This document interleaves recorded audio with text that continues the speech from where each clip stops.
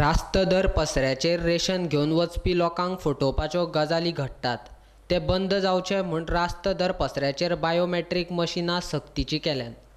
मात रास्त दर पसरो चलयतात तातूंतल्या कांय जाणांक सरकाराचो हो निर्णय मान्य ना. मुरगांव तालुक्यांत आशिल्ल्या रास्त दर पसरो चलोवप्यांक मुरगांवच्या नागरी पुरवण खात्यान बायोमेट्रीक मशिनां दिल्यात. मुरगांवांतल्या चडशा पसरो चलयतल्यांनी ती घेतल्यात. सरकाराच्या कायद्या प्रमाण आमी मशिनां घेतल्यात, तशेंच घेतना तांकां बरोवन दिलां की मशिनां कायद्या प्रमाण नासल्यार परते हातान बिलां बरोवपाचेंच काम करतले, अशें रास्त दर पसरो चलोवप्यांनी सांगलें. Just now while collecting, all of us, Murmugaon Taluka, all the Murmugaon Taluka members have signed this petition and given to the inspector. What we have said, if the machines have been fed the data as per the National Food Security Act, then it is fine. What does National Food Security Act says is that this data to be fed is to be collected by the panchayat and by the municipality.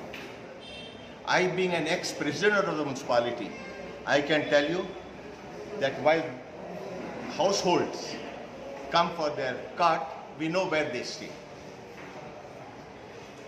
But still they say they have done by collecting information from the fair price shop, but I am doubtful that it is 100% properly fed.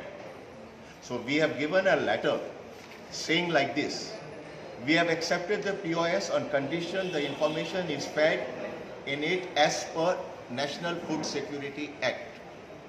In case it is not done properly and large number of ration card holders will be affected, we will be compelled to issue food grains as per billing system.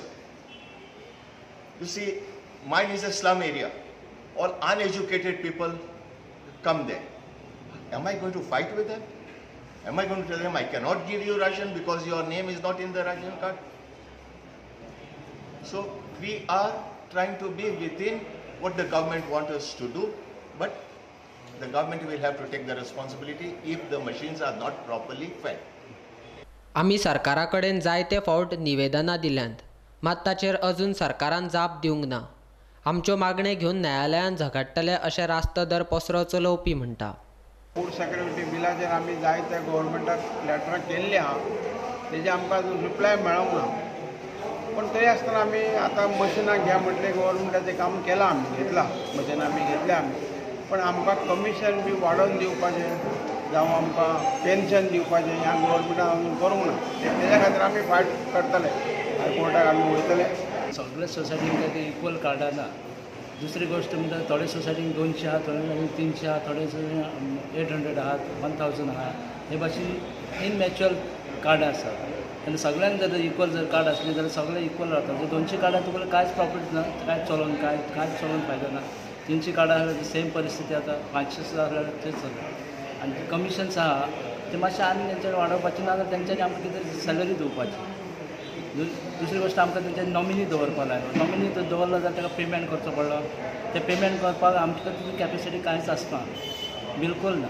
कारण आतां सादारण labour per day 500 घेतात.